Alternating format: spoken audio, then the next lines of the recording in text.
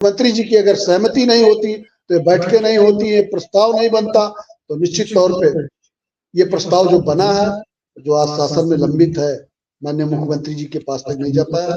ये प्रस्ताव चुनाव बाद पुनः माननीय मुख्यमंत्री जी के पास जाएगा। वो हो सकता है कुछ राजनीतिक कारण रहे हों, उनकी व्यवस्थाएं रही हों माननीय मुख्यमंत्री जी की, कि इस कारण से उन्होंने इस प्रस्ताव को नहीं उनके पास तक गया या नहीं दे पाए। क्योंकि विगत देख रहे हैं हम, इसमें जब से चुनाव की आचार संहिता की स्थिति आई है, एक हफ्ते से माननीय मुख्यमंत्री जी दौड़े पे जगह हर जगह लेके रहे थे, नहीं जा पाया। तो हो सकता इस चुनाव के बाद होगा जरूर, ये तो मुझे उम्मीद है। लेकिन इस कॉन्फिडेंस के साथ, किसी के साथ गारंटी के साथ मैं कह दूं कि संगठन आपको चुनाव के बाद करा देगा, गारंटी लेने की स्थिति में संगठन नहीं है। संगठन की स्थिति है प्रयास करना। प्रयास हम पहले भी किए, उम्मीद के साथ प्रयास किया मैंने, आज भी संगठन फिर पुनः चुनाव के बाद उस प्रयास में आगे बढ़ेगा। और प्रयास में अगर सरकार की जरा सा भी रामदली रही, माननीय मुख्यमंत्री जी की कृपा दृष्टि हुई, तो निश्चित तौर पर प्रस्ताव फिर पुनः माननीय मुख्यमंत्री जी के पास जाएगा। और हमारा प्रयास रहेगा कि प्रस्ताव पे सहमति बने और शिक्षा मित्रों को खुशी मिले। जो कुछ भी है, मैं तो कहता हूँ उसमें जो भी है, एक रास्ता खुले शिक्षा मित्रों का। मैंने कहा था कि आप ये कर दो जो भी आपने प्रस्ताव में, मैंने तो यहाँ तक संगठन ने कह दिया कि जो भी आपने प्रस्ताव में भेजा है वही कर दो। शिक्षा मित्रों को कुछ तो मिलेगा, 10,000 से जो स्थिति में बना हुआ बंदा कुछ बढ़ करके मिलेगा, कुछ उसकी सुविधाएं हैं, जो मूलभूत सुविधाएं हैं उसमें बढ़ोतरी हो जाएगी। निश्चित तौर पे अगर शिक्षा मित्र आज के स्थिति में है कि जो शिक्षा मित्र हमारा हतोत्साहित हो रहा है, अवसाद की स्थिति में जा रहा है मिश्रा जी, उसका एक ही कारण है कि उसको अपने भविष्य का नहीं पता है कि आज वो विद्यालय में पढ़ा रहा है, कल। नमस्कार साथियों, स्वागत है आप सभी का आज के इस नई वीडियो में। ये वीडियो आप सभी शिक्षा मित्र साथियों के लिए बेहद ही महत्वपूर्ण होने वाली है। वर्तमान की कुछ खबरें, हाल ही के अंदर का चल रहा कुछ ऐसा प्रकरण जिनको देखने के बाद समायोजन के दृष्टिगत सब कुछ क्लियर होने वाला है। इन सारी बातों को आपके मध्य में साझा करेंगे। सभी साथियों से एक विशेष अनुरोध है, वीडियो को आप पूरा देखें। चैनल को अभी तक आपने सब्सक्राइब नहीं किया है तो इसे सब्सक्राइब भी कर लें। अब चलते हैं अपडेट पर। विद्यालय में रहेगा कि नहीं रहेगा, बाकी सारी चीजें आपको पता है।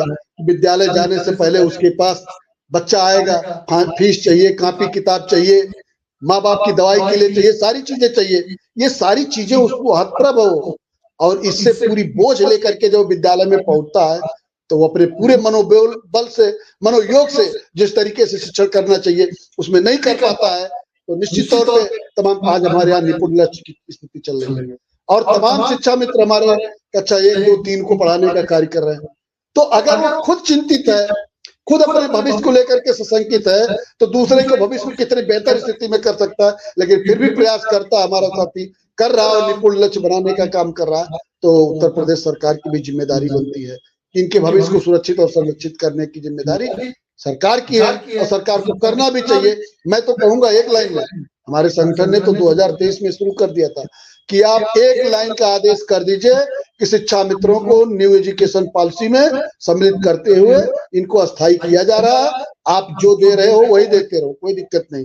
एक फिक्स कर दीजिए कि प्रत्येक वर्ष इतना प्रतिशत इनका डीए के रूप में या किसी भी तरीके से बढ़ता जाएगा, एक फिक्स कर दीजिए। मैं तो कह रहा हूँ जो सरकार निर्धारित करे उसके बाद प्रत्येक साल एक वृद्धि होती है, तो निश्चित तौर पर शिक्षा में खुश होकर के अपना कार्य करेगा और नियमित हो जाएगा। तो उस पर व्यवस्था नहीं सोचनी रहेगी कि कल को हमें फिर क्या करना है, हम विद्यालय में रहेंगे कि बाहर रहेंगे, क्या रहेंगे। तो मिसाल ये सारी चीजें हैं, इन सब चीजों को ये भी ध्यान देखना हम लोग कोर्ट में, हम लोगों को इसको भी कोर्ट में देखना है, कहीं इसका असर न पड़े, गलत असर न पड़े, उल्टा असर न आ जाए। इस सबका भी अध्ययन हमको करना है कोर्ट में। उसके बाद सारे वकीलों से राय मशूरा करने के बाद हम पुनः एक बार अपने वरिष्ठ साथियों से फिर राय मशूरा करने के बाद कल जो स्थिति बनेगी पुनः आपके बीच में हम उपस्थित होकर के आपको देने का प्रयास करेंगे। मैं तो ये कहता हूं कि अगर सारे लोगों के, जैसे आपने देखा होगा कोर्ट की स्थिति बनी थी, आज शिक्षा में तो मारा घूम रहा, इसलिए घूम रहा कि सुप्रीम कोर्ट में लड़ाई शिक्षा मित्र की नहीं आई थी मिश्रा जी। सुप्रीम कोर्ट में लड़ाई आई थी बीएड वालों की एकेडमिक मेरिट और टेट मेरिट की, जिसमें डिसाइड करना था माननीय उच्चतम न्यायालय को कि एकेडमिक मेरिट वालों को लिया जाए 72,825 में कि टेट मेरिट वालों को लिया जाए। अब उसमें कहीं से क्या स्थिति बनी, किसी ने कह दिया कि उत्तर प्रदेश में शिक्षा मित्र इंटरमीडिएट पास को अध्यापक बना दिया गया। यहाँ से एक लाइन का आदेश हुआ माननीय उच्चतम न्यायालय का कि कमेटी बना के लिया जाए। तो लड़ाई यहाँ की थी।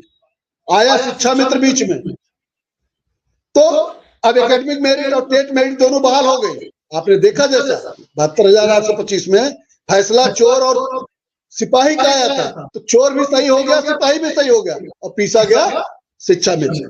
ऐसी स्थिति में अगर बीएड वाले प्राथमिक के लिए एलिजिबल नहीं है और उनको अगर कोई मर्सी की स्थिति बनती है कोर्ट में, चाहे जिस राज्य से हो, तो निश्चित तौर पे अगर उनको मर्जी की स्थिति बनती है तो हमें भी चाहिए कि हमारे शिक्षा मित्रों के साथ न्याय हो और पुनः 2017 से हमारा शिक्षा मित्र जिस स्थिति में था उसी स्थिति में उसे लाया जाए। इस स्थिति का अवलोकन हम कर रहे हैं। अगर स्थिति बनेगी तो पुनः मिश्रा जी इसको फिर हम कल आपको बताएंगे। जी बिल्कुल कह रहे हैं। मैं पवन जी से